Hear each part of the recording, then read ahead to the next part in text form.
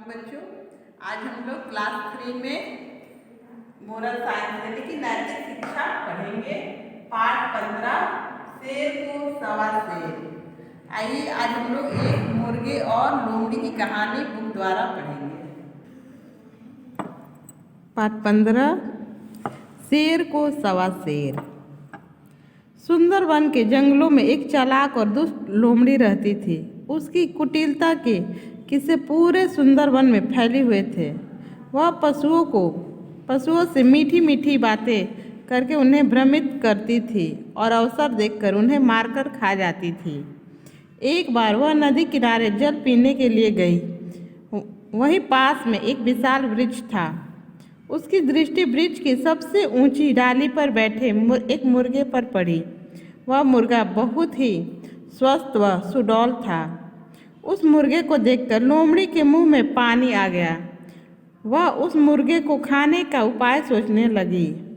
उसे पता था कि मुर्गा उसकी जरा सी असावधानी से सचेत हो जाएगा, इसलिए उसने चालाकी से उसे पकड़ने का निर्णय लिया। जैसे ही वृक्ष पर बैठे मुर्गे की दृष्टि लोमड़ी पे पड़ी, वह घबरा गया। उसने सोचा अब उसका अंत निकट है। लोमड़ी उसे खाए बिना उस स्थान से हिलने वाली नहीं है। मुर्गे को यह ज्ञात था कि वह वृक्ष की सबसे ऊंची टहनी पर बैठा है, किंतु उसे लोमड़ी का भय इतना सता रहा था कि उसकी पकड़ टहनी पर ढीली पड़ती जा रही थी। उसे लगा कि वह अभी नीचे गिर पड़ेगा, परंतु उसने धैर्य नहीं छोड़ा। अपने डर पर उसने नियंत्रण रखने की कोशिश की। तभी लोमड़ी वृक्ष के नीचे आई और उसने मुर्गे को अपने पास बुलाने का एक उपाय सोचा। देखिए बच्चे, यहाँ पे मुर्गा एकदम पेड़ के ऊंचाई पे बैठी है, टहनी यानी कि उसके डाली पे बैठी है। ये लोमड़ी वहाँ नीचे से देख रही है। उसने बहुत प्यार से मीठी आवाज में मुर्गे को पुकारा, मुर्गे भैया, तुम पेड़ की इतनी ऊंची टहनी पर क्यों बैठे हो? मेरे पास आओ, मुझसे थोड़ी बातें करो। लोमड़ी की मीठी बातें से मुर्गा और भी डर गया। उसे अब पूरा विश्वास हो गया था कि लोमड़ी उसे अपना भोजन बनाने के लिए ही इतना प्रयत्न कर रही है। लोमड़ी मुर्गे से फिर बोली, क्या तुम्हें पता नहीं है कि जंगल के सभी जानवरों के बीच मित्रता हो गई है? अब कोई भी जानवर किसी अन्य जीव को भोजन के लिए नहीं मारेगा। सब आपस में प्रेम से रहेंगे और फल फूल खाएंगे। देखिए बच्चों, यहाँ पे लोमड़ी नीचे है और मुर्गा ऊपर है। ये सब बातें कर रहे हैं कि ये लोमड़ी कह रही है कि आप नीचे आ जाओ, यहाँ पे हम लोग मित्रता कर लेते हैं, कुछ कुछ बातें करेंगे मीठी मीठी, फल फूल अपना खा के अपना पेट भरेंगे। तुम मेरे मित्र हो, इधर तो आओ, मुझसे बातें तो करो। लोमड़ी की चालाकी समझते हुए मुर्गे ने सोचा, यदि वह संयम से काम नहीं लेगा तो आज का दिन उसके जीवन का आखिरी दिन बन जाएगा। अतः स्वयं को स्थिर करके उसने लोमड़ी से बचने के लिए एक उपाय सोचा। मुर्गे ने लोमड़ी से कहा, लोमड़ी बहन, मुझे पता है कि जंगल के सभी जीव जंतुओं में मित्रता हो गई है, परंतु यह फैसला तो केवल जंगल में रहने वाले जीव जंतुओं के बीच हुआ है। इसका संबंध जंगल के बाहर के जीवों से कदापि नहीं है। लोमड़ी ने मुर्गे की हाँ में हाँ मिलाई। मुर्गे ने लोमड़ी से कहा, बहन, नीचे से शायद तुम्हें दिखाई नहीं दे रहा है, परंतु मुझे यह साफ दिखाई दे रहा है कि पास के गांव के कुछ शिकारी कुत्ते इसी ओर दौड़े चले आ रहे हैं। मैं वृक्ष की ऊंची टहनी से उसे इस दिशा की ओर आते देख रहा हूँ।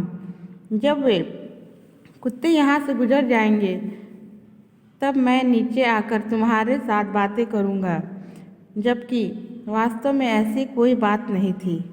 यह तो लोमड़ी ने अपने प्राण बचाने के लिए मुर्गे द्वारा सोची गई एक चालाकी थी।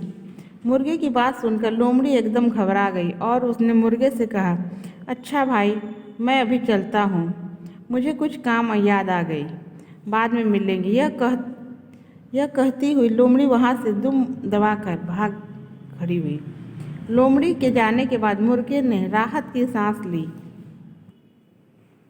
अपनी बुद्धि व संयम के बल पर मुर्गे ने लोमड़ी द्वारा बनाई गई योजना को विफल कर दिया। अतः उचित ही कहा गया है कि जो लोग खुद को अधिक चतुर समझते हैं उन्हें कभी कभी अपने से अधिक चतुर और बुद्धिमान लोग मिल जाते हैं।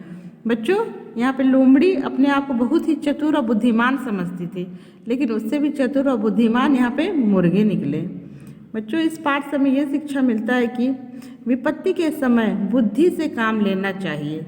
जब भी हम लोग को विपत्ति हो तब हम लोग को बुद्धि से काम लेना चाहिए। आइए हम लोग प्रश्न उत्तर देखें। प्रश्न नंबर क, चालाक लोमड़ी किस वन में रहती थी? उत्तर, चालाक लोमड़ी सुंदर वन में रहती थी। प्रश्न नंबर ख, लोमड़ी किस प्रकार दूसरे जीवों को अपना शिकार बनाती थी? उत्तर, लोमड़ी पशुओं से मीठी मीठी बातें करके उन्हें भ्रमित करती थी और अवसर देखकर उन्हें मारकर खा जाती थी। प्रश्न नंबर ग, वृक्ष के ऊपर लोमड़ी ने किसे देखा?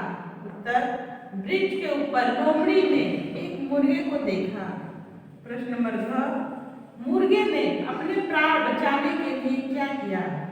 उत्तर, मुर्गे ने अपने प्राण बचाने के लिए उसने झूठ बोला कि